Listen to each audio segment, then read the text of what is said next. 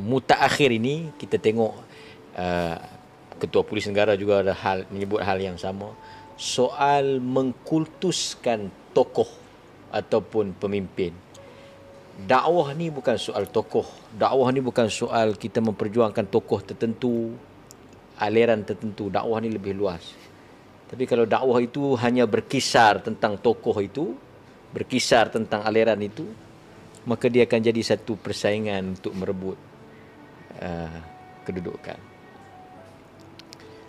Sebenarnya kalau kita semua tahu diri kita, dan kita semua tahu apa yang ada dalam kehidupan kita. Semua orang kalau dia tahu hakikat itu, dia akan sentiasa menyebut la ilaha illa anta subhanaka inni kuntu minadh zalimin.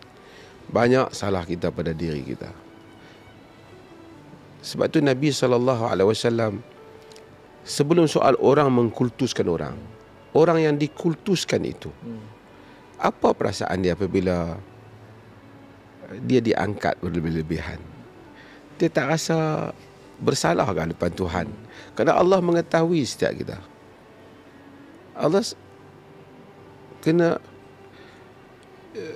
Allah tahu bahawasanya semua hamba-hamba ni pendosa. Kita pun tak tahu kadar mana Allah terima dakwah kita, kadar mana Allah terima solat kita. Tiba-tiba orang datang mengagungkan kita, dan kita rasa hebat di sebalik pengagungan orang. Tak ada. Kalau orang kagum dengan benda-benda zahir kita, tak apalah.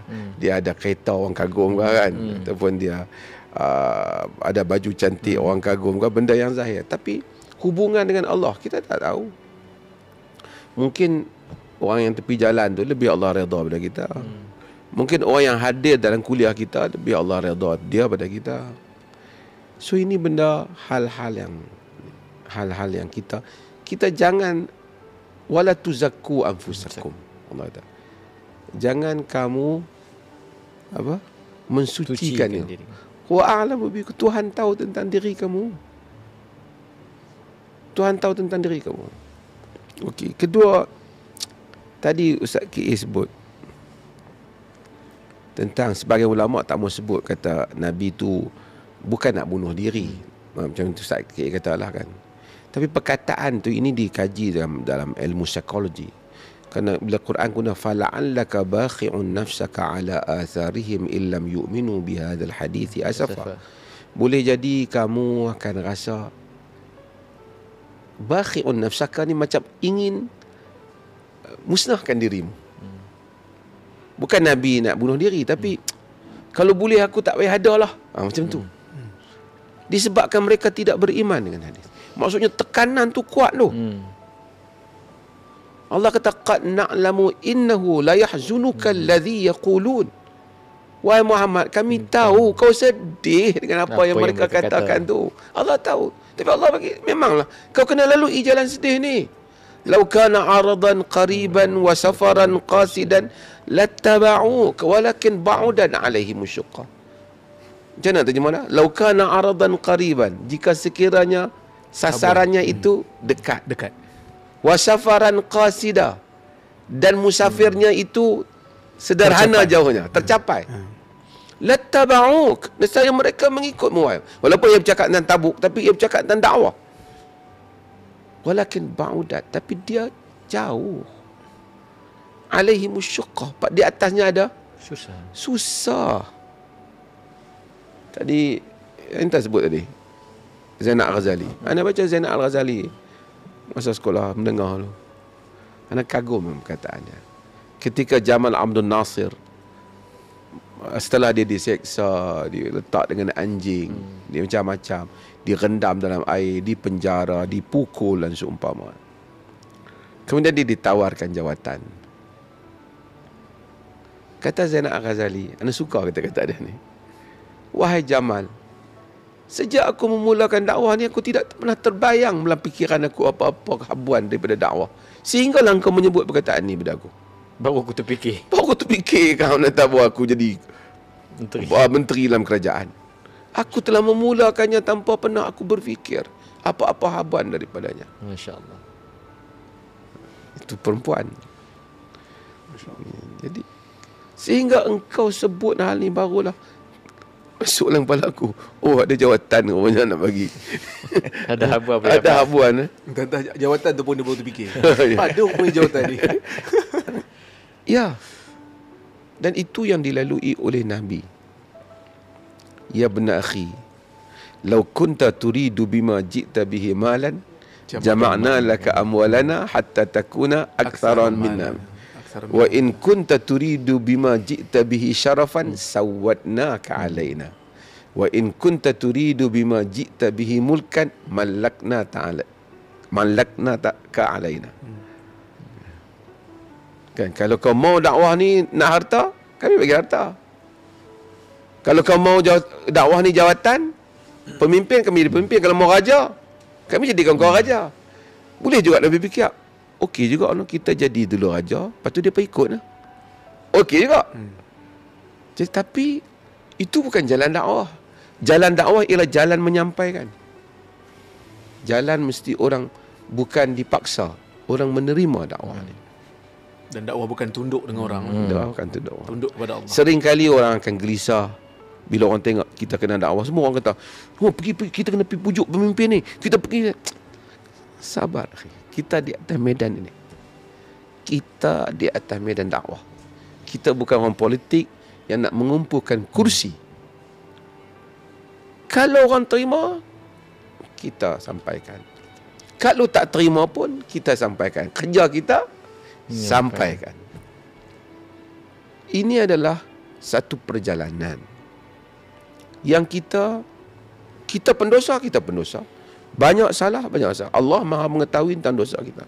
Tapi kita telah cuba buat hal ini dengan kadar yang tu. Dan kita tak kata dakwah ni bergantung dengan kita. Sama sekali tidak kata. Kita tak kata. Kalau kita tak ada di medan ni pun orang lain akan buat. Tak ada, dakwah tak berkait dengan kita. Kita pergi dan hadir, Tuhan Maha Suci dan memerlukan kita. Hanya kita mendapat faedah daripada dakwah ni. Kebaikan kita mudah-mudahan dapat faham. Daripada dakwah banyak kita belajar. Kita banyak belajar keajaiban. Kita banyak belajar benda-benda yang dikatakan kalau Nabi itu mukjizat. Dan kalau selain benda Nabi itu mungkin karamat yang lain yang mereka dapat. Mungkin orang yang duduk dalam dakwah juga akan dapat melihat benda-benda yang mustahil pada mata manusia berlaku dengan niat dakwah. Dengan izin Allah. Dengan izin Allah berlaku. Boleh hadir benda yang tak boleh hadir pada logik nakal. Dengan dakwah. Dengan dakwah, enta akan bangun semalam malam dengan khusyuk. Enta akan Allah berikan rezeki memahami ayat-ayatnya apabila dibaca. Enta baca cerita para Nabi. Kalau enta tak duduk medan dakwah, enta tak rasa nikmat Zauk dia. Feel dia tu. Apa perasaan? Enta baca cerita Yunus, enta baca cerita Musa, baca cerita Zakaria. Oh, ni kita cerita pasal Zakaria kan. Apabila dia minta setiap kali semua, hatta apabila minta anak pun minta untuk dakwah. Untuk dakwah. Yarisuni wa yarisu min ali Yaqub. Ia mewarisi dakwah ini, mewarisi kaum keluarga Yaqub. Bangun fikir mereka dakwah. Kita bercita-cita macam tu. Ana baca cerita Abdul Rahman Sumaid yang berdakwah di Afrika. Amazing. Setiap kali baca tu rasa macam nak tinggal jawatan nak duduk Afrika. Rasa nak tinggal supaya kita pun dapat buat sesuatu yang tak ada siapa like banyak. Tak ada kata masya-Allah bagus dia tu, masya-Allah kita nak satu dunia yang hanya antara kita dengan Tuhan saja. Mudah-mudahan Allah rezekikan kita. Amin. Dunia yang bersih daripada gangguan-gangguan ini. Dan kita cuba, ialah Nabi pun ada dalam kedudukan, Nabi Yusuf ada kan. Tapi artinya mereka hebat. Jadi kita pun mungkin Allah bagi sedikit kedudukan, kita terpaksa bertarung dengan orang. Bertarung dengan tugas. Dan yang lebih besar, bertarung dengan diri kita sendiri. Di dalam nak jadikan apa yang kita lakukan ini memang untuk dakwah. Tidak untuk kita. Dan ini adalah kisah yang panjang. Semua orang Cakap pandai ya. Anak orang boleh bercakap.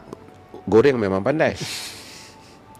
Tapi untuk istiqamah sehingga akhir, itulah tajuk yang menakutkan. Alladzina qala lahumullah, alladzina alladzina qalu rabbunallah thumma istaqamu tatanazzalu alaihimul malaikatu alla takhafu wa la tahzanu wa abshiru bil jannati allati kuntum tu'adun. Orang-orang yang menyatakan Tuhan kami adalah Allah, thumma istaqamu, then they stand fast, dia terus tetap, kan, dia tidak berganjak. So ini istiqamah ni. Istiqamah ni paling susah sekali.